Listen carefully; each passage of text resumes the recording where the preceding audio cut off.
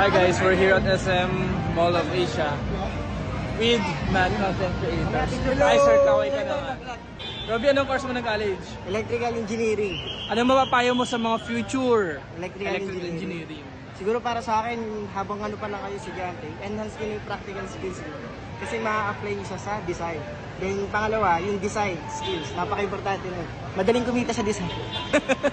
Hi guys! Sir, ano mapapayo mo sa mga future civil engineering students? Consistency is the key. Even if you feel tired, even if kanto ka na, even if tinatamad ka, masarap mag-aral kapag alam mong may pupuntahan yung aral mo, guys. Sobrang sarap maging engineer.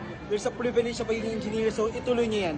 Walang susuko. So para ba yan? Good luck, engineers. Yes, good luck engineers and welcome Thank to you, sir. DPWH. Ayan. Uy, huwag mo sabihin yun. Hi guys, I'm with Engineer Jed. And ano mapapayo mo, engineer, sa mga future mechanical engineers? Hello guys, I'm Engineer Jed. So, aralin natin yung basics kasi kapag hindi natin alam yung basics, yung mga higher subjects sa engineering is may hirapan tayo. So, master natin yung algebra, trigo, yan, yung mga yan. So, yun.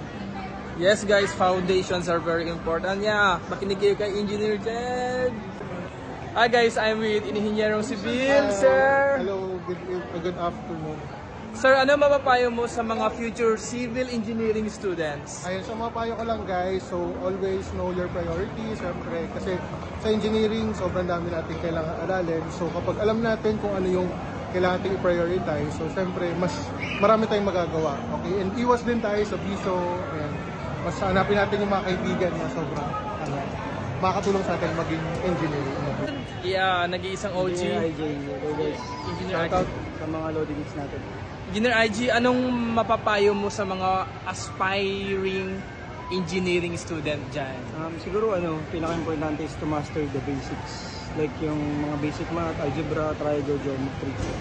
Kasi kapag magaling ka na, hindi naman totally magaling, pero kapag marami ka nang alam doon. So, yung mga future engineering subjects mo kasi will basically be related to the foundations of mathematics. Yeah, foundation talaga. Guys, kinig kayo yan, Engineer Mali. Guys, I'm with Inhinyerang Hugutera and ano kayong mapapayo niya sa mga future civil engineering students? Ang payo ko lang po is kahit makatres ka, okay lang basta maipasa mo kahit ilang take. Yes, stress is life. Thank you, Hugutera. Guys, I'm with Engineer DJ. Ay, ano mapapayo mo sir sa mga future civil engineering student? Ayun, sa mga future civil engineers, ang papapayo ko lang, enjoy nyo lang lahat ng stages sa pagiging isang college student. Kasi hindi nyo yan ma-enjoy after graduation, promise.